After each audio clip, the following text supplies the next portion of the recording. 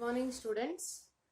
Next topic we are moving on to limitations of crystal field theory. So, as we have seen, there was Werner's theory. Limitations were there. It has been overcome by VBT. VBT has some drawbacks. It has been overcome by CFT. Likewise, CFT has some limitations. It will be overcome by ligand field theory and molecular orbital theory, which is not in our syllabus, but it will be overcome by these theories. So what are the limitations we shall see? So the CFT has couldn't able to explain. It couldn't able to explain color of the complex, color in the complex with full and empty d orbital. So that is nothing but in our last class I said the color is due to DD transition. The color is due to DD transition. So if at all, if this is the orbitals, if all the electrons are filled, if all the electrons, all the orbitals are filled with full electrons, then there is no possibility of an electron in the ground state to shift to the higher energy level. Likewise, if at all, if the electrons, if the orbitals are completely empty, if the orbitals are completely empty, then also there is no electron to jump from lower energy d orbital to higher energy d orbital. So that's what the concept of CFT. CFT says about DD transition. So in fully filled also there is no possible of DD transition.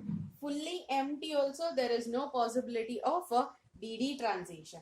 So but still fully filled d orbital and fully empty d orbital, with fully empty d orbital the complexes are colored in nature. That part couldn't able to explain by the CFT. So the next point is, so in CFT, the ligands are being considered as point charges. The ligands are considered as point charges. Considered as point charges. So if at all, if anionic ligands are there, if anionic ligands are there, then the anionic ligands should show the anionic ligands, whatever is there, it should show the greatest splitting effect because they are negatively charged. It should show the greatest splitting effect. But in case of CFT, in case of spectrochemical series or in spectrochemical series, so the anionic ligands are at the weak field, or it has been considered as the weak field. So according to CFT, ligands are considered as point charges. The anionic ligands should show the greatest splitting. But ligands have been, anionic ligands have been considered as a weak field.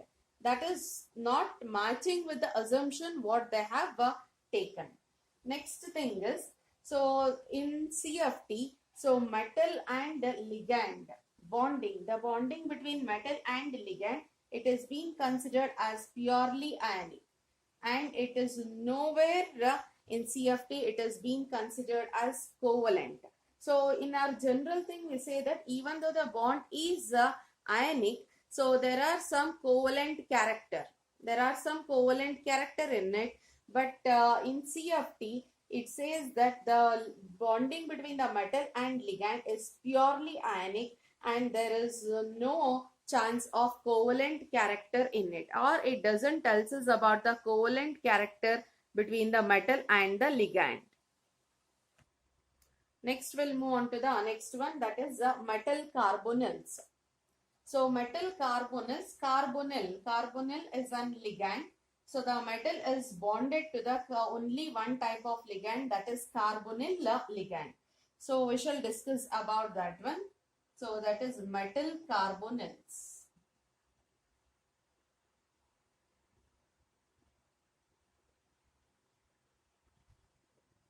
metal carbonyls.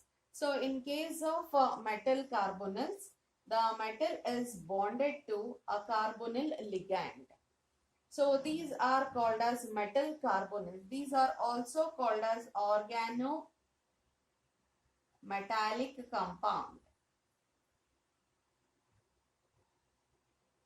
These are also called as organometallic compound. Organo because it is carbon here.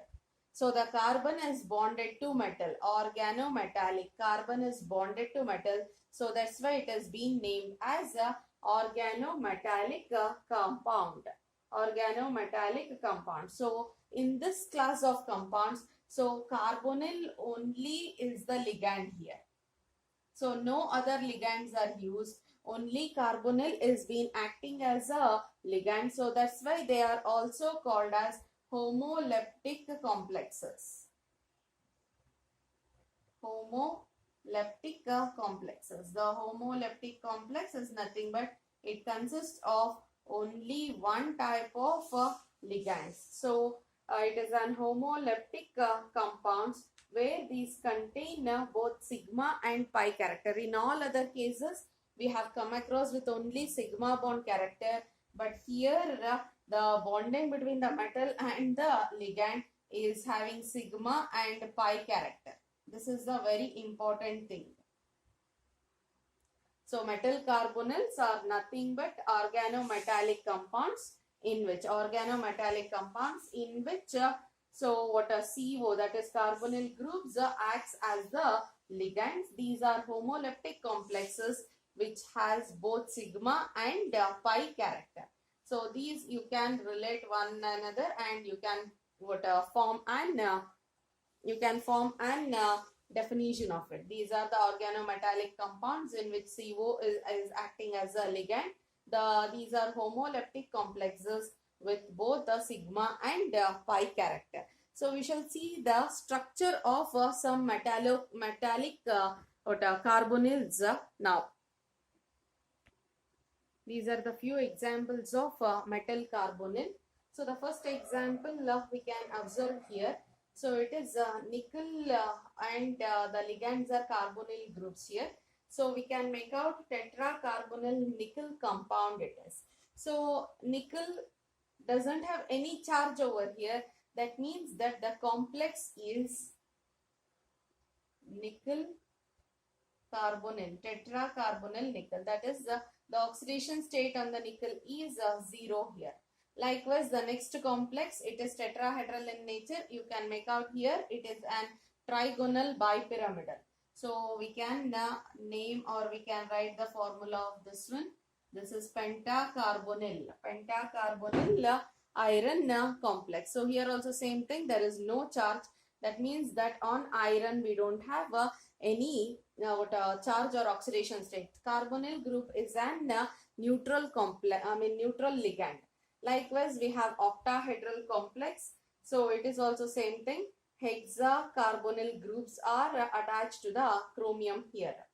So likewise, the next one will move on to. So this is how many carbonyl groups we shall count. 1, 2, 3, 4, 5, 6, 7, 8. It is octa. So it is cobalt here. So octa dicobalt complex here. Dicobalt complex is that particular example. So we can write the compound as. We can write that compound as cobalt and it is octa. So you can observe there is an bond between cobalt and cobalt. Metal and metal bond is there and there is an bridging carbonyl group also. Here also one bridging and here also one bridging. So two bridging carbonyl groups we can observe in that particular compound. So here it is Mn2CO10. It is 1, 2, 3, 4, 5, 6, 7, 8, 9, 10. So 10 total 10 carbonyl groups are there. That is what a complex in which we have the metal and metal bonding between them. So it is MnCO5 is the complex. So two MnCO5 complexes have been bonded to one another through a metal-metal bonding here. So this is about a few compounds what a structure of a few metal carbonyls, we shall move on to the bonding in the metal carbonyls. So the next topic is bonding in metal carbonyls.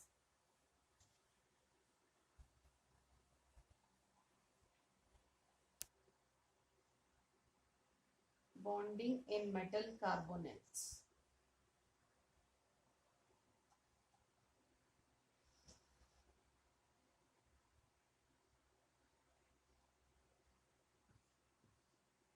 So how the bond between the metal and the carbonyl will be there, we shall see.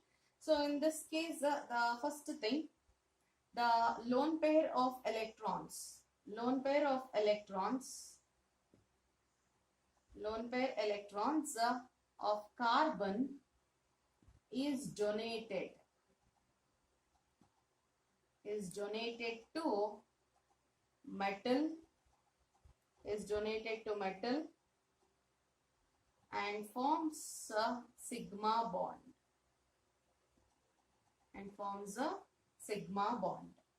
So lone pair of electron, by the donation of lone pair of electron of carbon, which carbon it is? It is from the carbonyl carbon. So we can mention carbon of a CO is donated to metal to form the sigma bond. So in the metal we have empty orbitals will be there.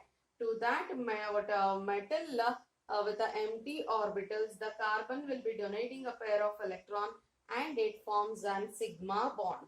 So how it is, we shall show that one. In this way it will be. A dative bond is going to form between the metal and the carbon. This is the first thing. Second thing is, so in metal, in d orbital, we have some electrons. In the metal, in d orbital, we have some electrons. So d electrons of metal will be donated to carbon, in which a pi star orbital, empty pi star orbital we have. So the metal with an vacant, metal with an, the carbon, I'll mention in this form, carbon where we have a vacant pi star orbital. The filled d orbitals or the d electrons of metal will be donated to the carbon, in which the vacant pi star orbital will be there. So if at all, if it is donating an electron to pi star, then this bond will be having characteristics of pi bond itself, because the orbital is pi orbital. So the bond nature also will be pi orbital itself. So the resulting will be M into C. The resulting will be a pi bond. It is an pi bond. We shall see that our structure, how it is going to donate metal.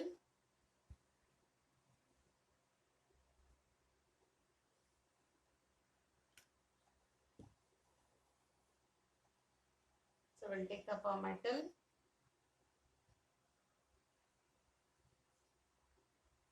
Orbitals we shall show.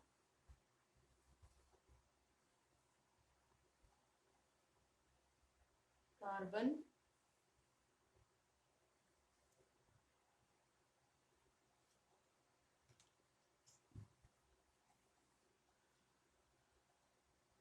carbon.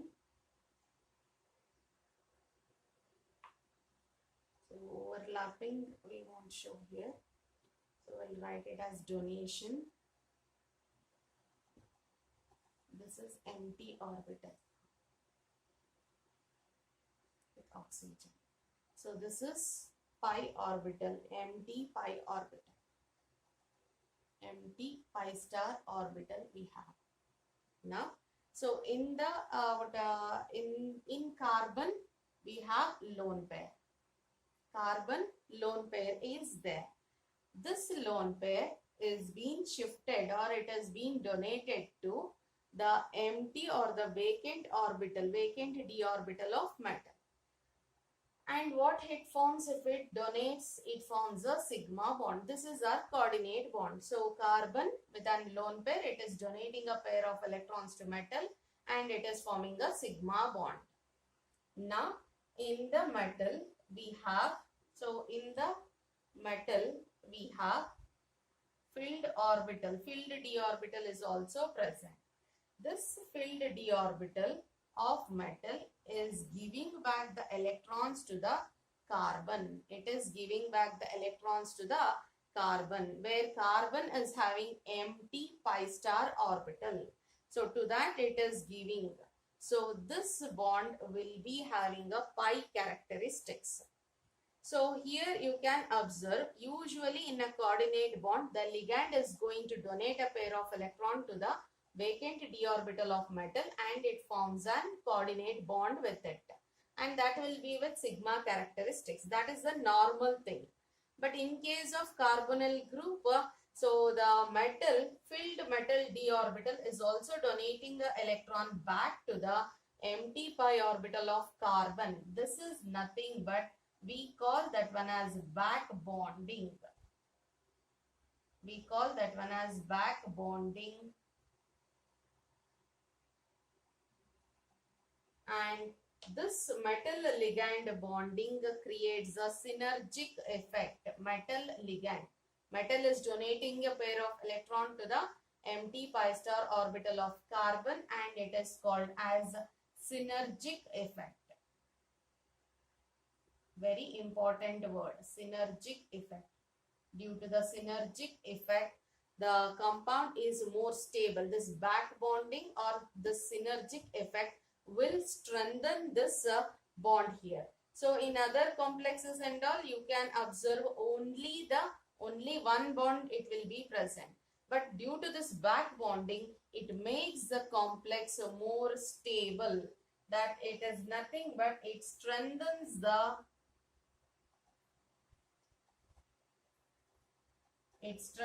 the bond between the carbon and metal or metal and carbonyl. So this is what the speciality of metal carbonyl compounds or organometallics. So lone pair of electrons from carbon to metal it is donated, which forms a sigma bond, and filled orbital of metal also will be donating a pair of electron to the vacant pi star orbital of carbon, which is having a pi characteristics. This is also, this type of bonding is called as back bonding. It is also called as synergic effect. Due to this synergic effect, it is going to strengthen the bond between the metal and the carbonyl. Not only this carbonyl has this not only this carbon has this back bonding nature. So we have some other ligands also. So that is Cn minus and NO plus. So all these ligands, that is Cn minus also as well as NO plus also. All these ligands has the ability or capable of donating the electrons to the metal, and as well as it has the ability to accept the amount of electron density from the metal atom to their empty pi or pi star orbitals. These are nothing but they are being called as a pi acceptors. So it forms an it is going to accept. These are accepting either to pi orbital or to pi star empty orbitals. So carbonyl as well as Cn minus and NO plus, it will be accepting to pi or pi star orbitals. So that's why they are called as a pi acceptors. So remember this word, pi acceptors, and it is important. Cn minus, NO plus, CO are nothing but they are being called as pi acceptors or pi acid ligands. So pi acid ligands, we can also write that one. Here I'll be writing pi acid ligands. These names are important in competitive.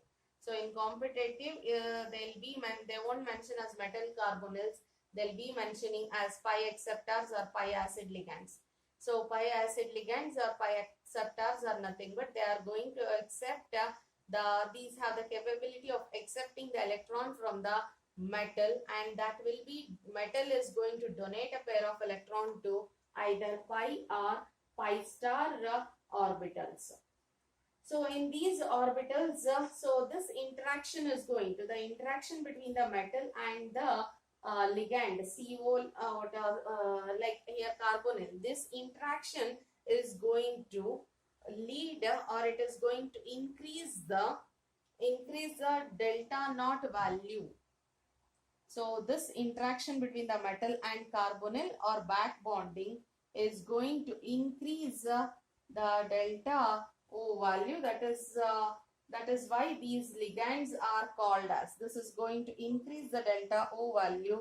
That's why these ligands either CO, Cn minus, NO plus are called as strong field ligands. So remember these things. Pi acceptors or pi acid ligands has the ability to accept the electron from metal, and it has been shifted to either pi or pi star orbital. So these are called as pi acceptors or pi acid ligands. This increases the delta delta O, that is crystal field splitting in the complexes. So that's why these ligands are nothing but crystal field ligands and are placed at the right of the spectrochemical series. In the spectrochemical series, this has been placed at the right side.